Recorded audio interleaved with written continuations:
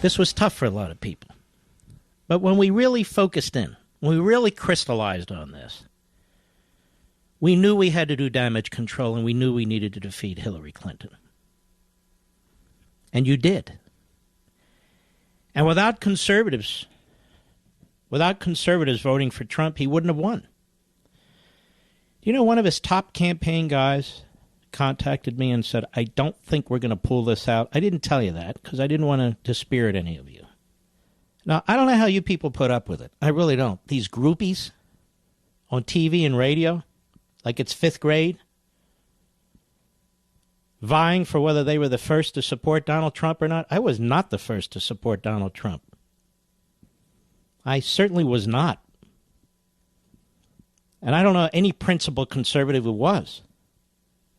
It wasn't until later when we held his feet to the fire after he got the nomination in August and then September, insisting that he embrace conservative principles, insisting that he speak to the base and stop talking to Bernie Sanders supporters, insisting that he ignore the pom-pom boys and girls and the Rockettes and the media and the surrogates and start paying attention to Reaganites, Tea Party activists, constitutional conservatives. Then we would get behind him. And guess what happened? That's what he did. And he ran on one of the most conservative policy records and agendas of any modern president. Far more than McCain, far more than Romney. That's the lesson. As a result of that, and we went over that on Levin TV and on the radio, and as a result of the fact that Hillary Clinton clarified her positions as a radical Alinsky ideologue, you had enough. This isn't about a movement, it's about reality.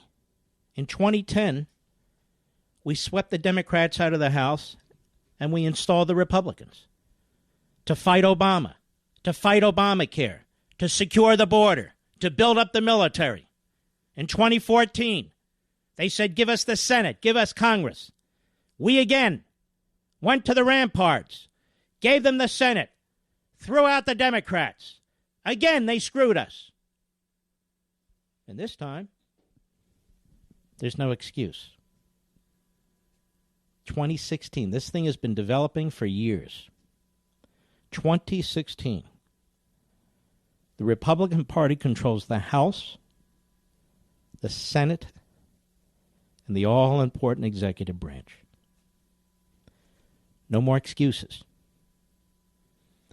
We're going to go through the issues that candidate, now President-elect Trump, raised,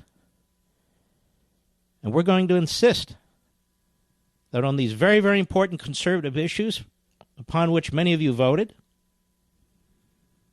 that this Republican monopoly advance our principles. The principles we convinced them to run on and the principles they said that they would institute. We're going to insist on it. We're not groupies here. You want groupies? They're everywhere. They're all over radio. Superficial, surface-oriented. They just go on and on about themselves. You know who they are. Intellectual lightweights. Well, we don't do that. We're about something bigger. We're about country. We're about substance. We have every reason to be happy, every reason to celebrate. You made this possible. You. Conservatives. 90% of Republicans voted for Donald Trump. Since most Republicans identify as conservatives, and frankly, 40% of the American people identify as conservatives, you brought him victory. You brought these senators victory. You brought these House members victory. Yet again, in another election cycle. And we expect something for this. We expect something for this. We are not groupies. We know who the groupies are. They slobber all over themselves. They want to be invited to Margot Laura, whatever the hell it's called. That ain't us. We're in the no excuses period. It was stop Obama, stop Clinton. Clinton has been stopped. Now it's stop the left. Stop statism. Give us our country back. Get rid of Obamacare. Build the wall. School choice. Slash taxes. Slash regulations. Yes, that speech that Donald Trump gave in Gettysburg was brilliant. Because 9 out of 10 of his points, maybe 8 out of 10 of his points, were quintessential, traditional conservatism. And that is what brought him over the finish line. The Reagan Democrats. The constitutional conservatives. You did this for him. You did this to stop her. He laid out his agenda. And I want to give some advice to Mr. Trump, the outsider, and his support team. If you think these Democrats, led by Obama, who's not leaving Washington, led by Schumer, led by Pelosi, if you think these Democrats mean it when they say bipartisanship, they don't mean it at all. That's the fraud. That's the facade, and their Praetorian Guard media will regurgitate that. Let me tell you what the Democrats mean to do to you, Mr. Trump. They intend to sabotage you. They intend to sabotage you every step of the way and then blame you. They intend to look for every opportunity to criminalize the politics that swirls around you. And they're good at it, and they do it. And if necessary, they intend to try to impeach you. Trust me when I tell you this is their agenda. They are vicious. They are ideologues. They have a Soviet-style mentality. They will not allow an election to get in their way.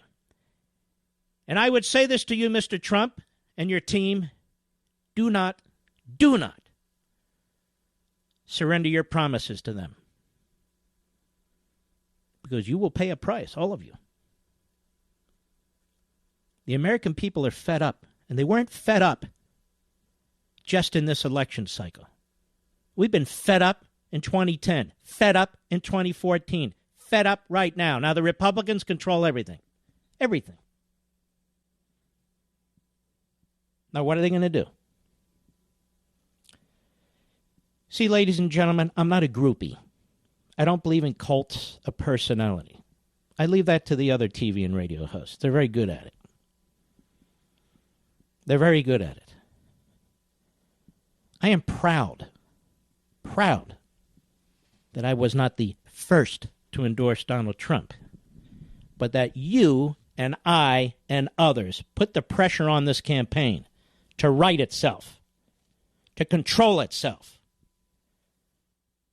to bring some rational temperament to it, to bring out the base, to stop playing footsie with the Bernie Sanders crowd, to focus in on liberty issues, on capitalism issues, on national security issues, on school choice issues, on life issues. You did that, and you should be very, very proud of it. Very, very proud of it.